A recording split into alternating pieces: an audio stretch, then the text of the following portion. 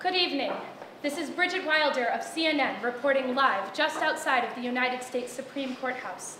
We are patiently awaiting the Supreme Court's decision as to whether or not to pick up an appeal that could potentially save the life of Troy Davis. Davis was convicted of murdering police officer Mark McPhail in Savannah, Georgia on August 19, 1989. He is pleading innocent and would like the Supreme Court to grant him a writ of habeas corpus, releasing him from unlawful detention. This case has caused a great amount of controversy in America over the past 21 years, as you can see behind me. That means protect our children. I killed a man. I was young, I was stupid, and I was wrong. I deserve to be here. I know that this is my punishment, and I know it's just. Every day of my life since that day, I have regretted my choice, my action. And every day I try to be a better person. I'm studying psychology and education here in the prison. I want to help other inmates deal with what they've done, get educated, and become better people. Even if they end up here for the rest of their lives. I am not the same person that I was 16 years ago when I made the biggest mistake of my life. I may not be able to change what I've done, and I will have to live with the weight of my guilt every day. But I have changed, and I'm not the same person anymore. I just hope I can prove myself to everyone. I hope for time.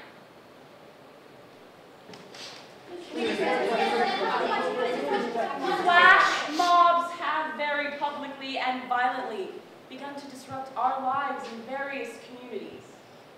There are some of us in Pennsylvania who have voiced a concern for a growing criminal problem with no clear solution for penalty. There are some of us who have voiced the opinion that Pennsylvania should attach itself to New Hampshire's legislation to abolish the state right to the death penalty. In emergency conditions where traditional law enforcement is not effective, where mobs as big as 40 people are targeting violent crimes against as few as 2 people, how do we decide which penalty is more just and constructive than cruel and unusual punishment? We set a standard. We must tear down murderers and in their place build up courageous citizens. As your governor, Pennsylvania, I have heard your voices. Our stronger voice establishes that we keep our curfew by restricting all minors under the age of 13 to their homes by 10 p.m. and all other minors to their homes by midnight. No questions. Thank you. Good night. One more question. I just don't understand. Understand what? When I took this job as a prison guard, I just wanted to serve my country, you know? I just wanted to help keep the streets safe. It was my civic duty to protect my friends and family. But what about people like me who want to see justice served, but don't believe that the death penalty is right? I think that with time and discipline, people can learn that lesson. I mean, they don't have to die. I mean, don't get me wrong, I believe in punishment. There are consequences. There need to be. I just don't think that as fellow human beings, we can have the final say-so on whether or not someone lives or dies and call it justice. I mean, when you think about it, Troy Davis used his own judgment when he decided to kill his victim.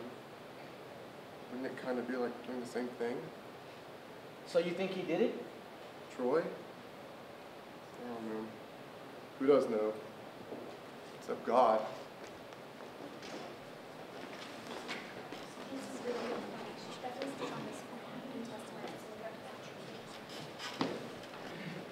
He who smiteth a man, so that he die, shall surely be put to death. Don't you agree? I mean, God laid it out there for us right there in a little book I like to call the Bible. I mean, so many people go against God.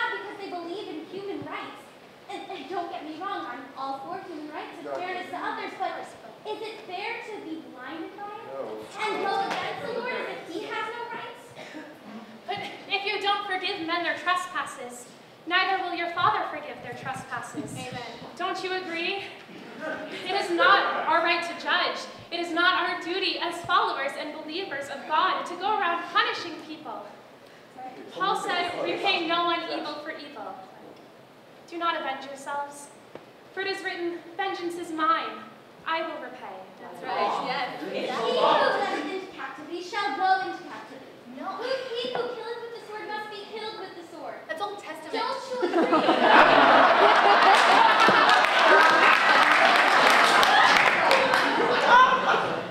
A murderer can ask for forgiveness from God, and he shall receive it, but only after he follows his wishes and faces the consequences. God has a plan for all. We can't go around deciding people's fates. Exactly. The only one who can is the Lord himself. Just think about Cain and Abel. Didn't God wish death upon Cain after he killed his brother? It's called It's not the human same rights. thing. God has the same rights as he always has, and it is not right for us to go around acting as if he has none at all. I mean, one of the 10 Commandments is thou shalt not kill. Isn't that reason enough? That's right. My son, Troy Davis, is dead!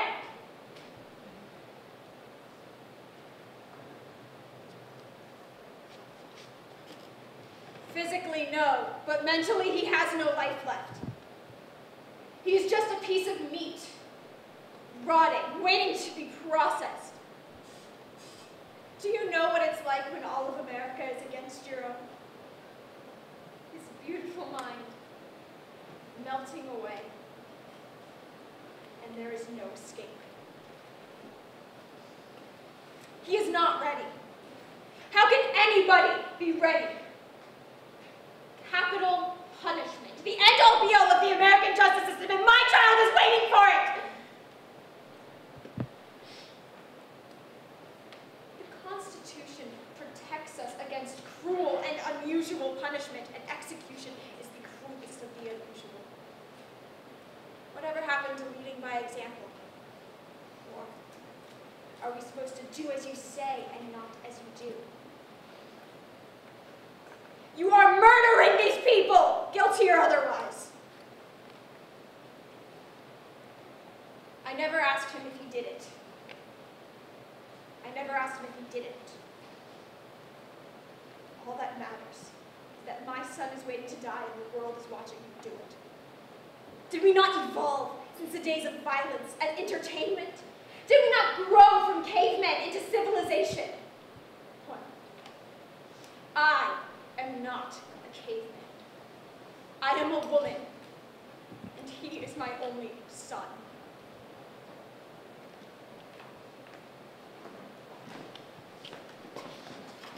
There's no case here. There's no chance for guilty or innocent. He didn't even need to plead, really. This is not a situation in which two sides with opposing views meet in a courtroom in search of a legally justified and fair trial. There's no true evaluation of what's right or wrong, or what really happened the night that my client allegedly killed that man. If this were a case, I wouldn't be here.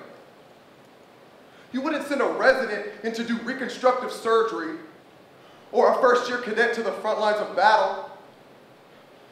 Unless, of course, there was no intention of victory in the first place. I, the public defender, have been called in solely for the ritual of the U.S. courtroom. One among many brought in to represent more than we can recognize by anything more than a case number. To team an impoverished, accused man with inefficient hired help is to throw in the game before it even starts. Also, excuse me, I have to go convict him. Ladies and gentlemen, a verdict has been reached. The Supreme Court has decided to deny Troy Davis the writ of habeas corpus, thus sentencing him to death tonight. I am standing here among a mixed crowd, those happy and those angry with the Supreme Court's decision. Whether or not Davis is guilty, we will never know for sure. This is Bridget Wilder of CNN, signing off.